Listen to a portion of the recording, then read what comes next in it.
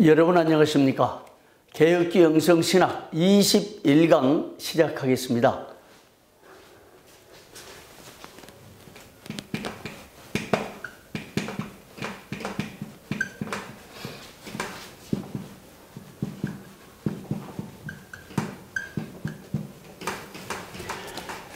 칼빈의 기도론 중에요, 지난 시간에 칼빈의 기도의 법칙 중에 두 가지를 공부했습니다.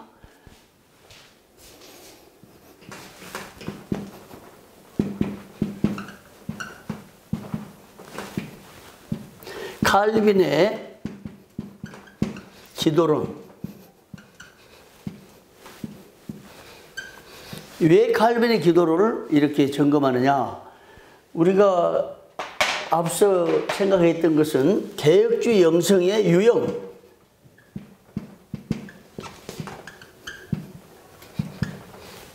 중에 하나님과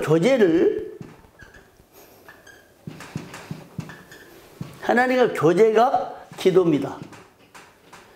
하나님과 교제를 통한 영성.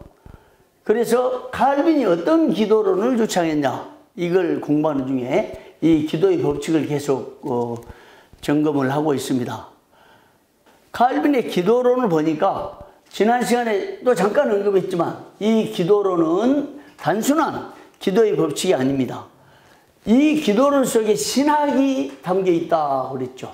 깊은 신학이, 칼빈의 신학이 담겨 있는데 그냥 단순한 신학이 아니라 이 신학의 상당 부분에 신론, 기독론, 성령론, 인간론, 전체 칼빈의 신학적 고백이라고 할 수 있겠죠. 이런 점에서 칼빈의 기도론은 대단한 가치가 있습니다. 그런데 더 중요한 것은 칼빈이 이런 기도론을 전개하고 펼친 글로 써서 이론을 제시한 것을 넘어서서 그는 실제로 그렇게 기도를 했습니다. 참 놀라운 도전은 이런 기도론을 펼치면서 칼빈은 하루에 8차례씩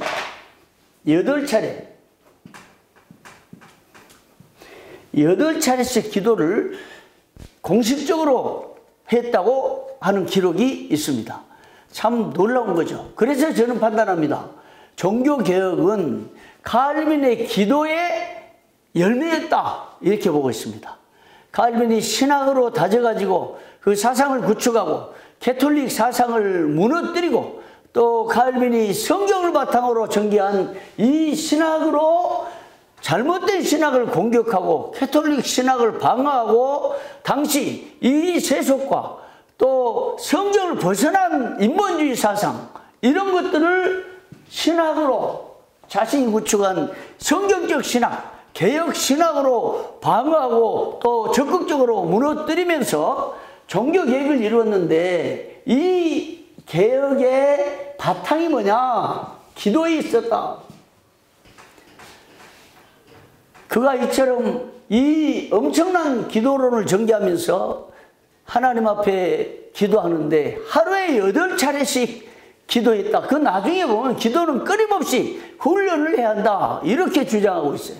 그러니까 이런 8차례의 기도를 통해서 그는 신학을 구축했고, 그런 신학이기 때문에 이 종교개혁 이후에 개혁신학이 지금까지 500년이 지났는데 든든한 신학으로 세계 역사를 뒤바꾸고 인류 문명을 뒤바꾸고, 이 개혁신학을 통해서 하나님이 거대한 구원의 흐름을, 구원사의 흐름을 이어가고 있다고 나는 믿고 있습니다. 그래서 기도가 뒷받침된 신학은 든든합니다.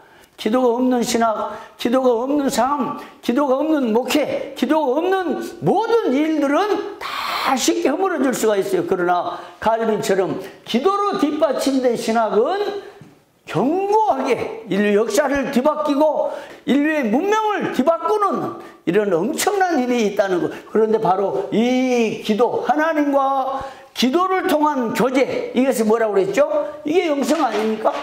이게 영성이. 그 영성이라는 용어를 칼빈은 경건으로 바꿨어요. 왜 바꿨느냐? 우리 얘기했잖아요. 당시 캐톨릭의 그 영성의 폐해 때문에 신비주의적인 경향, 신비주의적인 위험성, 이것 때문에 그는 영성이라는 용어를 사용하지 않았던 것 같고, 신비주의적인 폐해, 캐톨릭의 신비주의적인 그 영성의 위험성 때문에, 그리고 당시에 성행했던 신경건주의 영향, 그리고 인문주의 영향, 이런 영향에 의해서 칼빈은 그가 용어를 다만 경건으로 사용했고, 이건 칼빈뿐만 아니라 루터, 그리고 그 당시에 종교개혁 당시에 거대한 학자들이 다 그 경건을 추구했기 때문에, 성경으로 돌아가자, 경건을 추구하는 이런 흐름이었기 때문에 영성보다는 경건을 사용했다. 그래서 칼빈의 영성을 저는 경건 영성으로 명명했던 것입니다. 계속해서 칼빈의 그 기도론 세 번째를 살펴보면, 좀 지웁시다.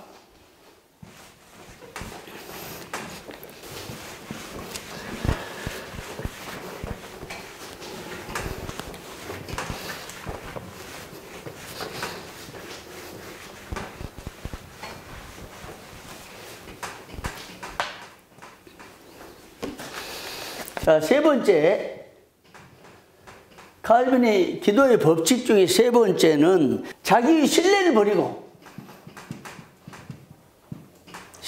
버리고 용서를 빌라.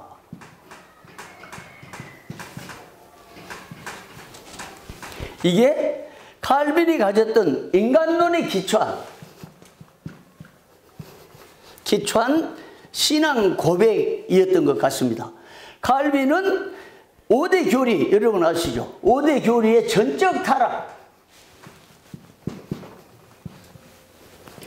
타락, 인간의 부패를 지적하면서 인간은 전적으로 타락했다, 소망이 없다는 거죠.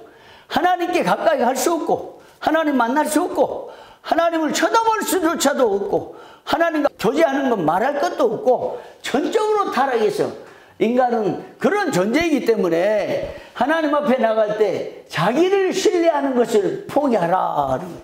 자기 계획을 포기하라는 겁니다. 자기 생각을 포기하고, 자기 뜻을 포기하고, 자기 구상, 이걸 다 포기하고 하나님 앞에 나가되 용서를 빌라. 하나님 앞에 설 때마다 죄가 떠오르고, 하나님 앞에 나갈 때마다 자기 범죄함이 떠오르고, 하나님 앞에 기도할 때마다 정말 아나데이아, 강청의 기도가 떠오르는 거예요. 염치불구하고 나오는 겁니다. 이게 하나님의 은혜 아닙니까? 염치불구하고 하나님 앞에 나가는 것, 이 강청의 기도가 자기 자신의 신뢰를 버리고, 자기를 의지하는 마음을 버리고, 자기 계획을 버리고, 염치불구하고 체면을 차리지 않고 하나님 앞에 용서를 구하며 나가는 이런 자세. 칼빈도 역시 아마 아나데이아라는 용어를 사용 안 했지만은 이런 자세로 기도했던 것 같습니다. 그 다음에 네 번째입니다. 네 번째 보면 하나님 앞에 나올 때 자기를 버리고 회개하지 않으면 하나님 앞에 뭔가 얻을 생각을 하지 마라 라고 말했습니다. 그래서 칼빈은 기도를 시작할 때마다 용서를 구해야 된다, 그렇게 얘기합니다. 또한 칼빈은 아무리 너그러운 사람이라도, 성품이 유한 사람, 선한 사람처럼 보여도 하나님의 화해와 자비와 은혜를 얻기까지는 무엇을 얻으려고 기대해서는 안 된다, 이런 자세를 가졌습니다. 그 다음에 네 번째는 확신 있는 소망을 갖고 기도해야 된다. 확신이요. 이건 그냥 일반적인 의미에서 확신이 아닙니다. 확신이란 건 로이드 존스가요,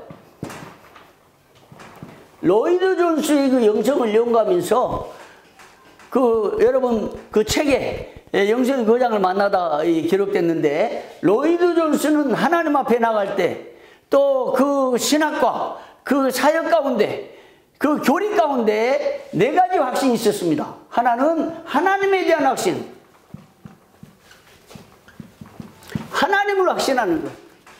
깊은 믿음과 신뢰였겠죠. 예수 그리스도에 대한 확신, 그 다음에 성령에 대한 확신, 그리고 교회에 대한 확신. 그러니까 결국 로이드 존스 역시 이 깊은 칼빈 신학, 청교도의 신학, 이런 신학적 배경을 가지고 그가 영성을 구축하고 그 교리를 전개했는데, 하나님에 대한 깊은 신뢰, 그리스도에 대한 신뢰, 성령님에 대한 신뢰, 그리고 교회에 대한 신뢰. 또 하나 표현하자면 지금 떠오르는 게 자기 소명에 대한 확신이에요. 소명.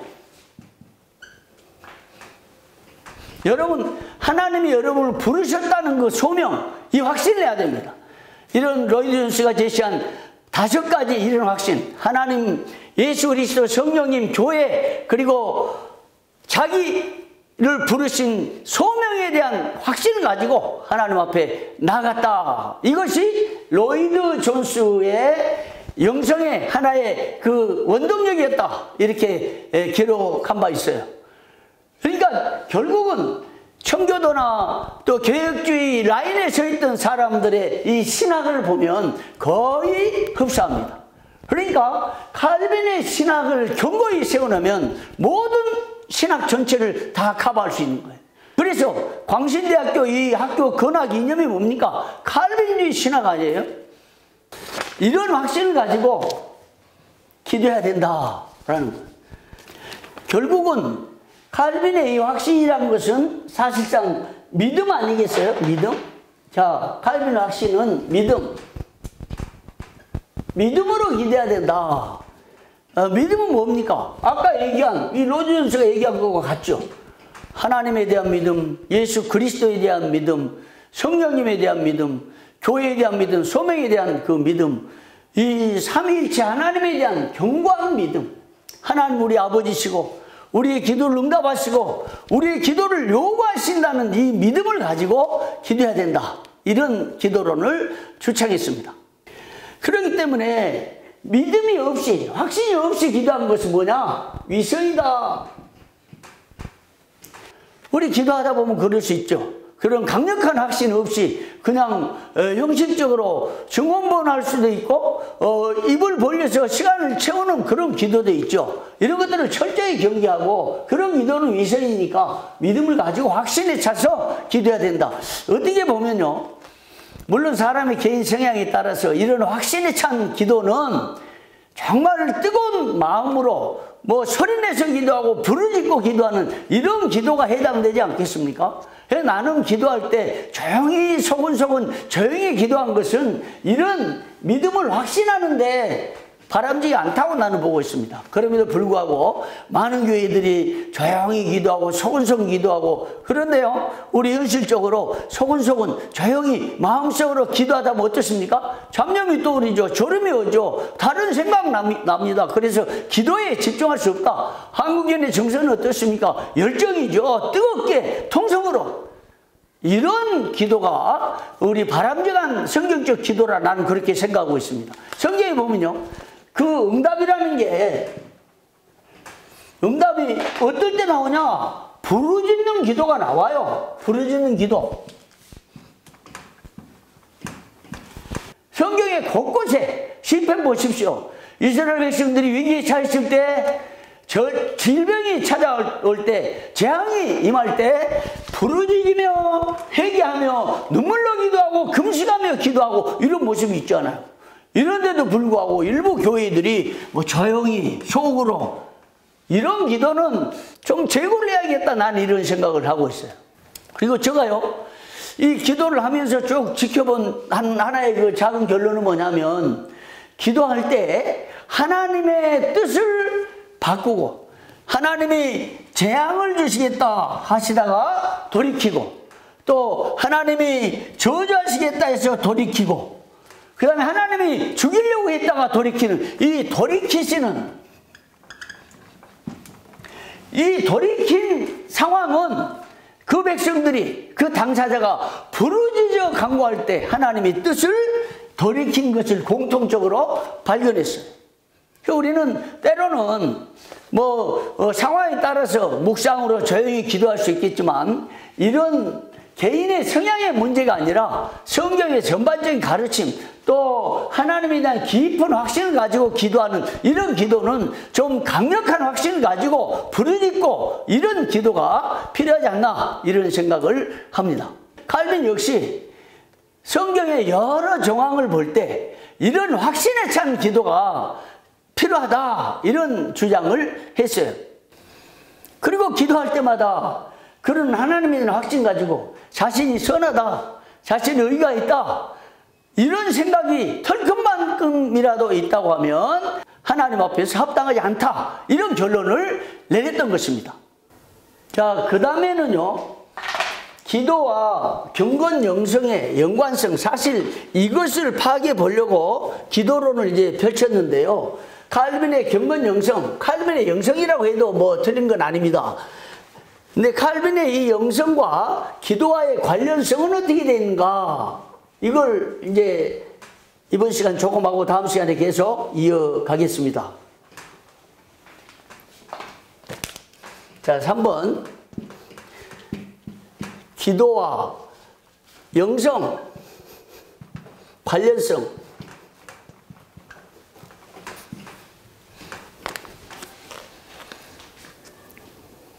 칼빈은 기도가 뭐냐? 그 기독교 강요에 특히 이 말씀은 3장 20절 16번, 3장 20번 16, 이 강요에 정확하게 기도를 정했는데, 경건한 사람과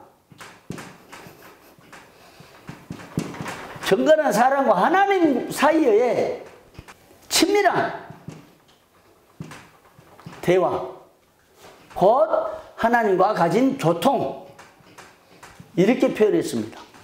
그러니까 칼빈은 우리가 지금까지 이 영성이 뭐냐, 하나님과 갖는 그 교통, 교제, 이렇게 풀어갔어요.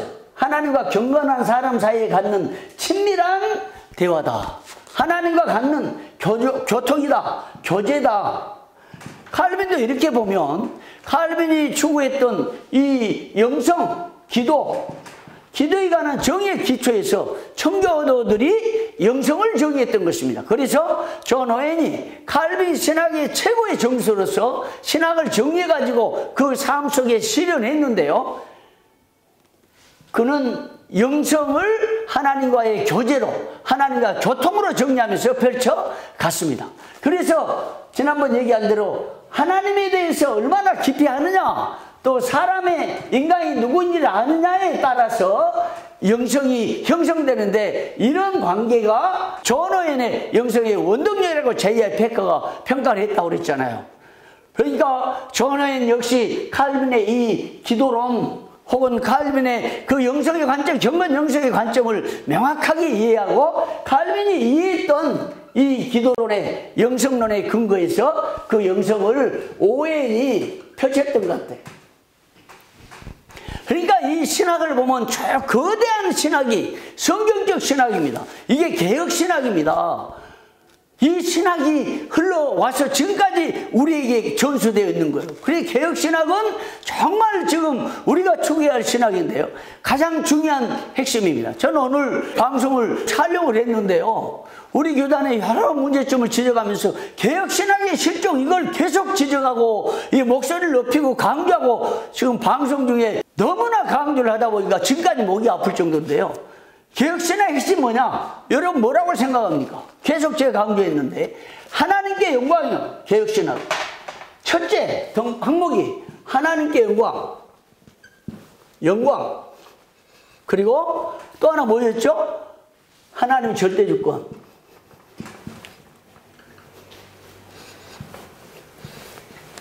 여러분, 하나님께 영광과 하나님의 절대주권, 이건 평생 동안 잊지 마시기를 바랍니다. 여러분 가슴속에 깊이 새겨내세요. 여러분 마음속에 새겨내고 입술에 바르고, 그냥 이 신학의 전체 개혁신학의 주제니까 하나님의 영광, 하나님의 절대주권, 이것이 개혁신학의 핵심이요. 근데 오늘날 많은 목회자들이 하나님의 영광 추구하지 않아요. 하나님의 절대주권 인정하지 않아요. 오늘 왜 그렇게 흥분한지 압니까? 지금 목이 아직까지 아픈데요, 교단에 많은 목회자들이 총회를 하겠다고 하는 많은 사람들이 강단에 서는데 열심히 기도하고 하나님의 뜻을 구하고 하나님께 맡기고 하나님의 절대 주권을 인정한다고 하면 강단에 하나님이 감동을 시켜가지고 설교를 해달라고 부탁을 할 거 아닙니까? 그런데 설교를 부탁하는데 그게 뭐가 있냐? 행사비 후원이야. 행사비 후원. 후원금을 내고 설교를 하는 거예요. 후원금. 정말 이건 타락의 극치입니다. 나는 이 얘기를 하면서 방송 중에 막 흥분해가지고 지금 목이 아직까지 아파요. 하나님의 절대 주권 인정하지 않는 거죠. 강단에 설교를 하는데 네, 후원금 낼 테니까 설교 좀 시켜주시오. 이건 안 될 일이잖아요. 여러분, 이런 거 버리시기를 바랍니다. 하나님이 안 시켜주면 하나님이 사람의 마음을 감동해가지고 어떤 교회 목사님과 어떤 단체 회장과 또 협의회 회장과 이런 사람들을 통해서 마음이 감동돼가지고 설교를 부탁하게 하고 그 사람 또 올라서 설교를 듣고 싶어하고 이래서 설교가 진행이 돼야 되는데 행사하면서 설교자로 선택하면서 후원금을 내는데요. 어떤 사람이 10번이고 12번 다녔대 지금 올해 1월달부터. 그 한 대마다 돈을 내고 행사하고 세미나하고 이건 하나님의 절대 주권 절대 인정하지 못한데 이런 사람들이 우리 교단의 중책을 맡아가지고 일하니까 개혁신학이 땅에 떨어지고 실종이 된다 이 말이에요. 나는 너무나 가슴 아픈 거야. 내가 은혜를 체험하고 나니까 내 책이 다 불타도 하나님이 이걸 하셨구나. 하나님이 나에 대해서 하실 말씀이 너무나 많구나. 고통하며 회개하며 하나님께 통탄하고 기도하고 지금까지 왔는데 내 그런 삶을 살다 보니까 설교를 하기 위해서 후원금을 내고 몇십만 원도 아니요 수백만 원 이러면서 설교 한번 하는데 이게 하나님께 영광이 되겠느냐고요. 여러분, 이런 사상 지금부터 아예 일생 동안 이런 일을 해서는 안 됩니다. 특히 광신대학교는 칼빈주의 신학 사상을 근학 이념으로 세운 학교 아닙니까? 여기에서 이 개혁신학을 좀 바로 공부해야 하나님께 영광. 돈을 받고 설교를 시킨 자나 돈을 주고 설교를 하려고 끼웃끼웃한 자나 다 같은 사람들이 이런 세속적이고 인본주의적인 신학 때문에 교단이 무너지고 한국교회가 무너지고 지금 코로나가 온 거 아니야? 하나님이 자존심이 상하고 하나님이 아파하고 하나님이 교회에 대해 징계를 하고 교회 못 모이게 하고 세상에 흩어버리고 우리 총회가요 지난 총회 때 이건 여러분과 관계없는 얘기 아니에요. 우리 총회가 이스라엘 백성들이 악을 행할 때 사방이 흩어져 가지고 성전에 못 모이게 하고 바벨론 포로로 하나님이 데려가 버린 70년 동안 그렇게 있던 것처럼요. 총회를 모이려고 하는데 총회에 못 모였어요. 전국 지역에 흩어져 가지고 50명 50명씩 총대 1600명이 이렇게 모였습니다. 이런 총회가 될 때 하나님이 왜 이렇게 우리를 못 모이게 하는가? 총회로 모이려고 하는데 왜 이렇게 못 모이게 하는가? 통회하고 회개하고 해야 되는데 지금 이제 전국교회 강단을 눈물로적 시작해가지고 이제 기도운동이 펼쳐지고 있습니다만은 정말 우리 각성해야 되죠. 하나님께 영광 돌리고 하나님의 절대 주권을 인정하는 이런 개혁신학에 여러분 굳게 서기를 바랍니다. 이 학교를 떠나기 전에 이 신학에 절대 신뢰하고 공부하고 특히 이 광신대학이 칼빈주의 신학의 바탕으로 세워진 학교니까 더욱더 칼빈 신학 분명히 세워서 나갈 수 있었으면 좋겠어요. 자, 계속해서 봅시다. 그는 시편 주석을 말할 때요 하나님과 교통하는 이 교통이 그리스도의 피로 말미암아 열려진 이 교통을 우리가 결코 외면할 수 없고 박탈할 수 없다. 그리스도 피를 통해서 하나님과 우리가 만나게 되고 하나님과 함께하되 교통하게 된 이 놀라운 축복과 특권을 우리는 외면해서는 안 되고 잊어버려서는 안 된다. 이런 주장을 했습니다. 그래서 결국은 칼빈이요, 그냥 교통, 그냥 경건을 얘기한 게 아니라 하나님께서 원하시는 하나님의 사람으로, 하나님을 경외함으로 하나님 앞에 선 이 경건인데, 영성인데, 구약 성경을 주의하면서, 시편을 주의하면서 그리스도 피를 언급하면서 그리스도 피로 말미암아 하나님과 교통하게 됐다. 이걸 외면해서는 안 된다. 이런 주장을 하고 있는 것입니다. 그래서 칼빈이 제시한 이 기도는 사람과 하나님 사이를 맺는 끈으로 이해했어요. 관계를 맺는 끈이요. 그래서 무릎이 강해질수록 어떻게 해요? 영성이 새로워진다. 영성이 강해진다. 그런데요, 아까 어떤 학생이 질문했어요. 메일로 문자로 질문한 것 같아요. 영성이 견고해지고 영성이 풍성해지고 영성이 강해지면 인간의 성품은 어떻게 되느냐? 여러분, 기도를 통해서 하나님과 깊은 교통을 통해서 영성이 견고해지면 사람이 바뀌는 거죠. 영성은 삽니다. 사람이 바뀌어지는 거예요. 영성이 깊고 영성이 강하고 기도를 많이 하는데 은행 심사가 잘못된 거, 이건 통해할 일이고 회개할 일이 저도 마찬가지죠. 아직까지 덜 다듬어지고 인간적인 냄새가 나고 세상을 바라보고 쾌락을 탐하고 정욕을 추구하고 인본주의를 좋아하고 은밀한 죄를 즐기는 이런 것들은 영성의 삶에 타격을 주는 비영성적인 것이죠. 영성은 삶이다. 삶의 거룩성을 추구하고 경건함을 추구하고 하나님의 은혜 안에서 이런 죄성을 고백할 때 그럼에도 불구하고 거기에 힘이 있고 인격이 성숙해지고 삶이 경건해지고 거룩해진 이것이 영성의 삶이고, 그래서 삶이 영성이고 영성이 삶이다. 이런 얘기를 하는 거죠. 영성이 삶이다. 이건 삶의 거룩까지 포함한 것이고 삶의 경건이 포함된 것이고, 칼빈이 얘기했듯이 그리스도와 일체가 되기까지 성결해지고 거룩해지고 성화되는 것, 이것이 삶으로서 영성이요. 말만 영성이 아닙니다. 그래서 칼빈은 이 기도라는 것은 하나님의 영성의 산에 오르기 위한 필수 불가결한 단계다. 이렇게 표현한 거예요. 기도가 없으면 영성이 안 돼요. 교제가 없으면 영성이 안 된다는 거죠. 하나님과 교통이 없으면 영성이 이루어지지 않아요.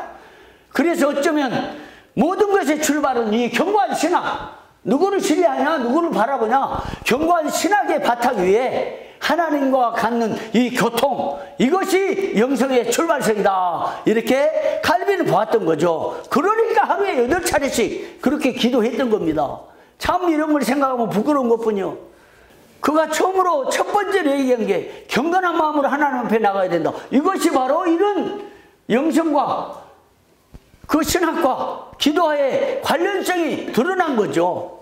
그래서 칼빈은 기도를 영성의 산에 오르는 아주 구체적인 단계로, 기도를 통해서 영성의 산, 경건의 산에 이룰 수 있다. 경건에 이룰 수 있는 것은 기도다. 이렇게 보고 있었던 것입니다. 그러면 이런 기도를 가능하게 해준 게 뭐냐? 그것이 바로 성령의 역할이에요. 성령이 아니고는 이런 기도를 할 수가 없다. 성령께서 도와주셔야 된다.